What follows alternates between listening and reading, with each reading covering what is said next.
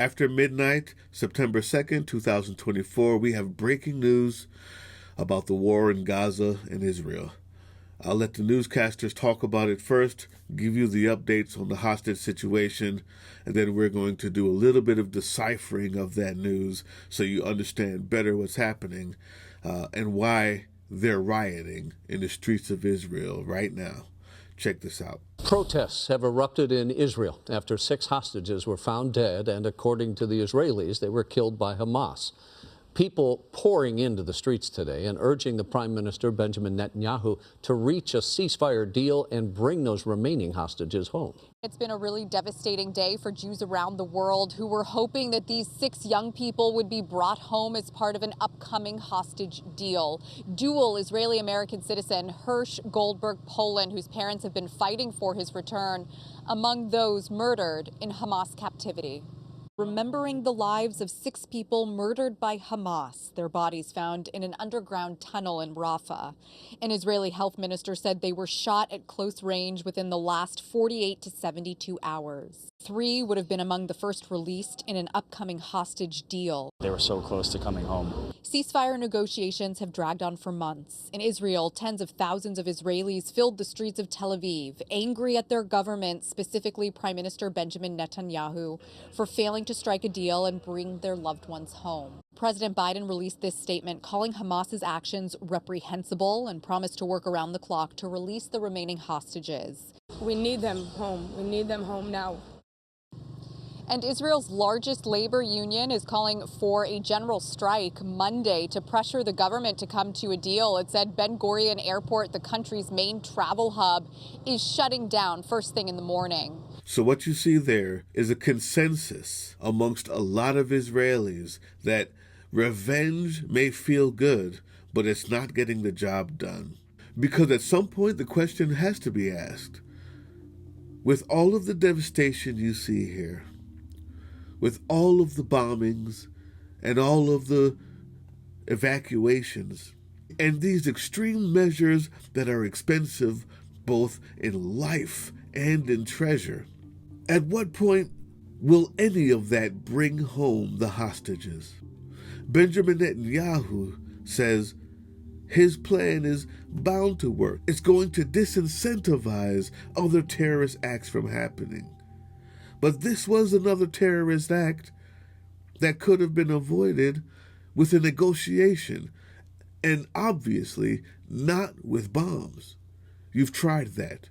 Netanyahu explained the new measures taken against supporters of terrorism. It's not targeting family members. It's targeting family members who were involved in the terror acts or supported it after the act was done. And I think you have to understand, these terrorists are then celebrated, are paid by the Palestinian Authority, pay for slay. The more they murder, the more they get paid.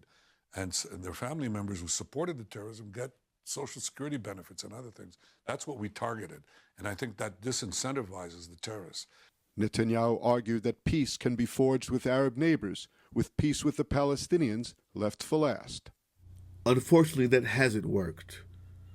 They are not disincentivized. They are becoming more and more enraged and less willing to negotiate, which means our hostages have less and less of a chance of getting home. The only thing that can come of all of this destruction without any deal being made, because that seems to be where Netanyahu wants to go, is this.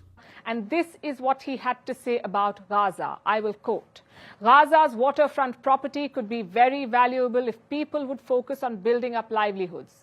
It's a little bit of an unfortunate situation there, but from Israel's perspective, I would do my best to move the people out and then clean it up." Clean it up. Those were his words. Basically, Kushner wants Israel to expel civilians from Gaza, push them into the Negev desert, clean up the war-torn strip, and make beach bungalows there. The comments have not gone down well, but Kushner stands by his remarks, and he says they were taken out of context. They rejected the plan before they saw it. Either way, this idea is not new. Israeli settlers have long pushed for it. An Israeli real estate firm even took it one step further. It unveiled plans for homes in Gaza, and it came up with an ad that claimed a house on the beach is no longer a dream. It led to a lot of backlash. The international community slammed it. Soon the firm retracted the ad and the proposal, and they called it a joke for its followers. Palestinians, of course, did not find it funny.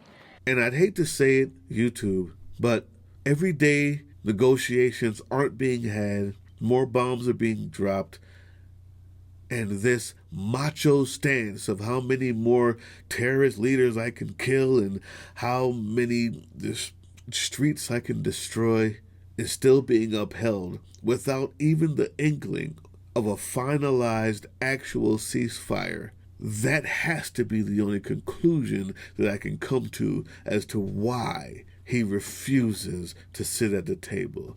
Maybe he just wants this property deal. I hope I'm wrong, but it sure is getting hard to think of another reason. And those people marching in the streets right now in Israel asking the same question, they're finding it hard to find another reason as well. It's not just me, YouTube. It's not just me. I'll see you on the next one.